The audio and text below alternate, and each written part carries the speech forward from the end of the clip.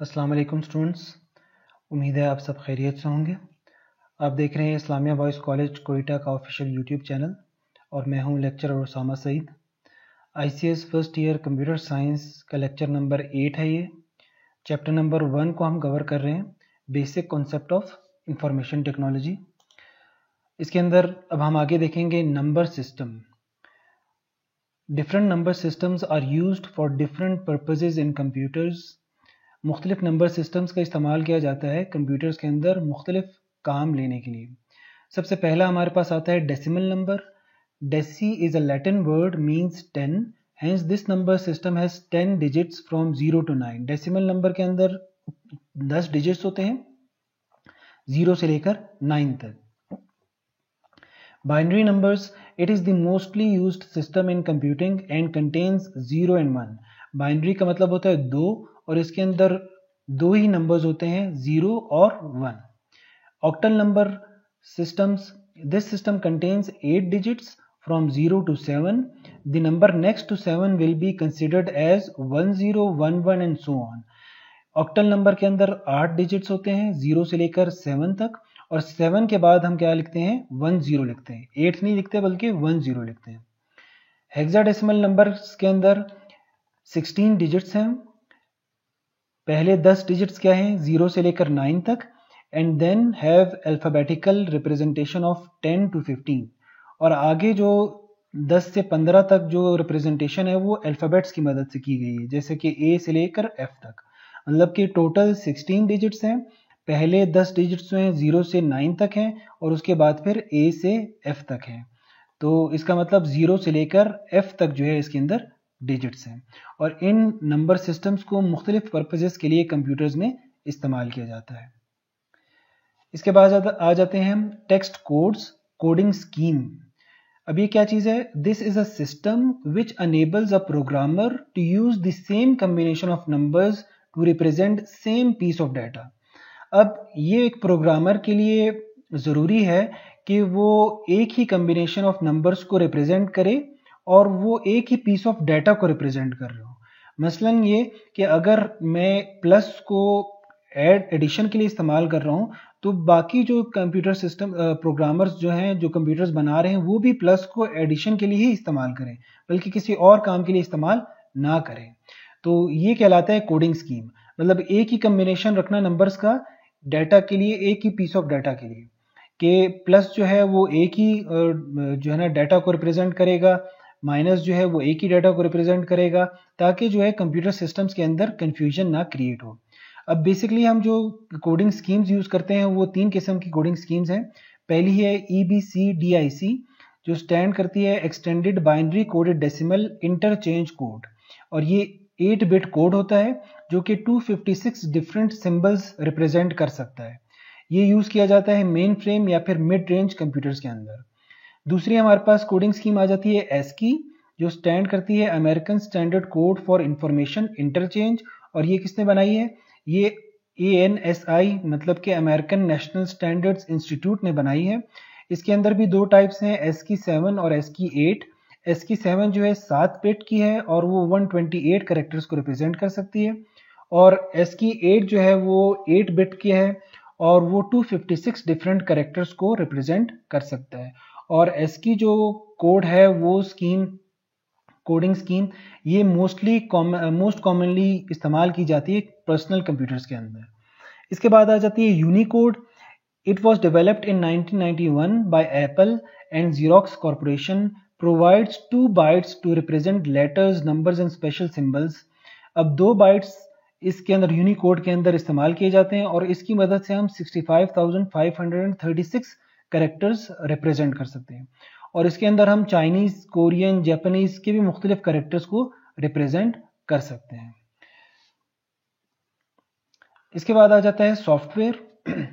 Software क्या है? The set of instructions that tell the computer what to do, और the set of interrelated programs developed to perform a specific task. अब software क्या होता है कि set of instructions होती हैं जो कि कंप्यूटर को बताता है कि आपने क्या काम परफॉर्म करना है। सॉफ्टवेयर के बगैर कंप्यूटर जो है काम नहीं कर सकता। हम हार्डवेयर से सिर्फ काम नहीं ले सकते, बल्कि हमें एक सॉफ्टवेयर की ज़रूरत होगी जो कि उस हार्डवेयर को ऑपरेट कर सके। अब हमारे पास सॉफ्टवेयर की कुछ टाइप्स हैं। Types of software include application software, system software, shareware and freeware. अब एप्लीकेशन सॉफ्टवेयर क्या होता है? Application software it facilitates a user to perform a specific task. Examples are Microsoft Word, Microsoft PowerPoint, software developed for NADRA, banks, etc। अब application software क्या होता है कि ऐसा सॉफ्टवेयर होता है जो कि एक खास मकसद के लिए बनाया जाता है। जैसे कि माइक्रोसॉफ्ट वर्ड जो है वो टेक्स्ट बेस्ड डॉक्यूमेंट्स बनाने के लिए बनाया गया है, पावर पॉइंट जो है वो प्रेजेंटेशंस बनाने के लिए है। इसी तरह नादरा का जो सॉफ्टवेयर है वो एक खास मकसद के लिए बनाया गया है। बैंक्स का सॉफ्टवेयर, स्टॉक मार्केट का सॉफ्टवेयर, इसी तरह हर जो सॉफ्टवेयर जो एक खास मकसद के लिए बनाया जाता है वो हमारे पास एप्लीकेशन सॉफ्टवेयर कहलाता है। इसी तरह system software it consist of a program that controls the computer hardware and make the use of computer more efficient.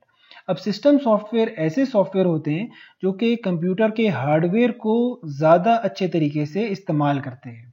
मतलब कि हार्डवेयर को हम बगैर सॉफ्टवेयर के इस्तेमाल नहीं कर सकते, और सिस्टम सॉफ्टवेयर ही वो सॉफ्टवेयर होते हैं जो कि हार्डवेयर को अच्छे तरीके से इस्तेमाल करते हैं। सिस्टम सॉफ्टवेयर की एग्जांपल क्या है? Operating system.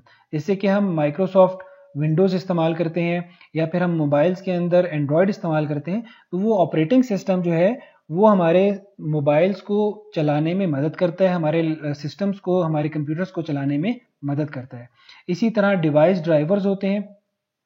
जैसे कि हम प्रिंटर जब हम यूज़ करते हैं तो प्रिंटर यूज़ करने के लिए हमें उसके ड्राइवर की भी ज़रूरत होती है। तो ड्राइवर क्या होता है? एक सिस्टम सॉफ्टवेयर होता है जो कि उस डिवाइस को, उस हार्डवेयर को चलाने में मदद करता है। इसके बाद आ जाता है shareware. It is a software which can be used without paying and registration for a limited time period. After that specific period user has to purchase it for further use. अब शेयरवेयर ऐसे software होते हैं जो कि limited time के लिए आपको freely मिल जाते हैं, लेकिन कुछ टाइम के बाद, जैसे 90 दिन के बाद या 1 महीने के बाद, आपको उनको परचेज करना पड़ता है। ठीक है, तो ये शेयरवेयर होते हैं। इसके बाद आ जाता है freeware. This type is available for everyone free of cost and everyone can distribute it as well as long as the source file is not modified. Freeware क्या होते हैं? वो फ्रीली अवेलेबल होते हैं, फ्री ऑफ कॉस्ट। आप उनको distribute आगे भी किसी और को भी दे सकते हो, और इनको आप फ्रीली इस्तेमाल कर सकते हैं और इनको परचेज करने की ज़रूरत नहीं पड़ती। अच्छा, इसके बाद आ जाते हैं इंफॉर्मेशन सिस्टम डेवलपमेंट। अब इंफॉर्मेशन सिस्टम क्या होता है? इंफॉर्मेशन सिस्टम किसी भी ऑर्गेनाइजेशन का एक ऐसा सिस्टम होता है जो कि उनको टाइमली इंफॉर्मेशन प्रोवाइड कर रहा होता है, जिसकी मदद से वो डिसीजंस ले सकते हैं, वो प्लानिंग कर सकते हैं, वो मुख्तलिफ रिपोर्ट्स देख सकते हैं। तो इंफॉर्मेशन सिस्टम जो है किसी भी ऑर्गेनाइजेशन के लिए बहुत ज़्यादा ज़रूरी होता है, और ये सिस्टम जो है वो मैनुअली भी बन सकता है और वो डिजिटल भी हो सकता है। मतलब कि हम इसको मैनुअली भी इस्तेमाल कर सकते हैं और डिजिटल भी हम इसको इस्तेमाल कर सकते हैं। जैसा कि अगर हम अपने कॉलेज की मिसाल लें तो कॉलेज के अंदर जो है मैनुअल सिस्टम चलता है कि अगर कोई स्टूडेंट आता है एडमिशन के लिए तो वो पहले क्लर्क के पास जाएगा, अपना नाम वगैरह लिखाएगा, फॉर्म लेगा, फिर उस फॉर्म को जमा करवाएगा, फिर आगे उसका सारा प्रोसेस चलेगा। तो ये कहलाता है इंफॉर्मेशन सिस्टम। इसी सिस्टम को हम डिजिटलाइज भी कर सकते हैं या फिर हम इसको मैनुअली भी चला सकते हैं। तो the information system is developed by following the 5 phases of development which is called software development life cycle, SDLC इसको कहते हैं। तो जो जितने भी इंफॉर्मेशन सिस्टम्स हैं वो बनाए जाते हैं इन 5 फेजेस से गुजर के। इन 5 फेजेस के अंदर इन 5 फेजेस को हम क्या कहते हैं? सॉफ्टवेयर डेवलपमेंट लाइफ साइकिल कहते हैं। और ये 5 फेजेस कौन कौन से हैं?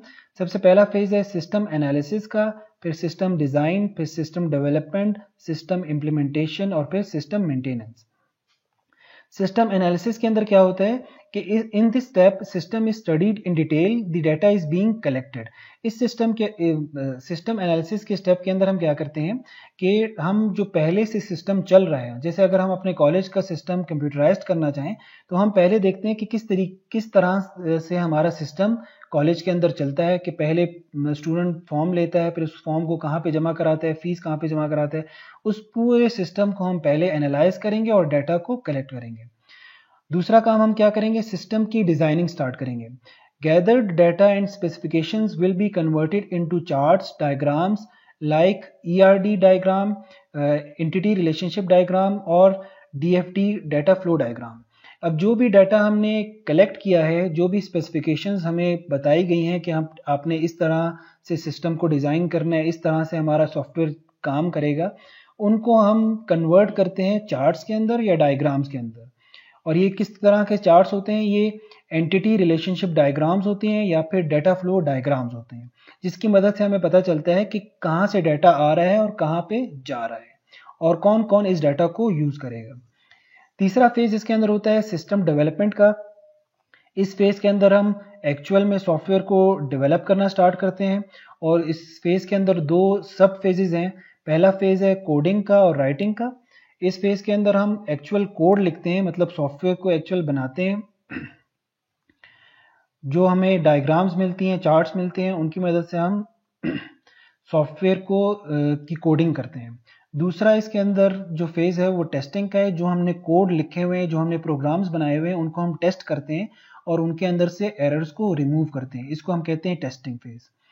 चौथा इसके अंदर फेज़ है सिस्टम इम्प्लीमेंटेशन, कि जो हमने सॉफ्टवेयर बनाया है उसको जाके हम उस जगह पे डिप्लॉय करते हैं जहाँ पे जिसके लिए हमने सॉफ्टवेयर बनाया है। जैसे कि अगर हमने कॉलेज के लिए सॉफ्टवेयर बनाया है तो कॉलेज में जाके हम उसको हम इंस्टॉल करेंगे सिस्टम्स के अंदर और फिर हम ट्रेनिंग देंगे उन लोगों को जिन लोगों ने इस सिस्टम को इस्तेमाल करना है। और पांचवा इसका आखिरी फेज़ क्या है? सिस्टम मेंटेनेंस, के सिस्टम के अंदर अगर सॉफ्टवेयर के अंदर कोई भी चेंजेस करने हैं, टेक्नोलॉजी के लिहाज से या किसी और लिहाज से कोई भी चेंजेस की रिक्वायरमेंट हमें मिलती है तो उन चेंजेस को हम करते हैं, तो ये कहलाता है सिस्टम मेंटेनेंस। तो जो भी इंफॉर्मेशन सिस्टम होता है वो इन 5 फेजेस से होके गुजरता है और इन 5 फेजेस को कंप्लीट करने के बाद हमारा एक सिस्टम क्रिएट किया जाता है। और इन 5 फेजेस को हम कहते हैं system software development life cycle, SDLC।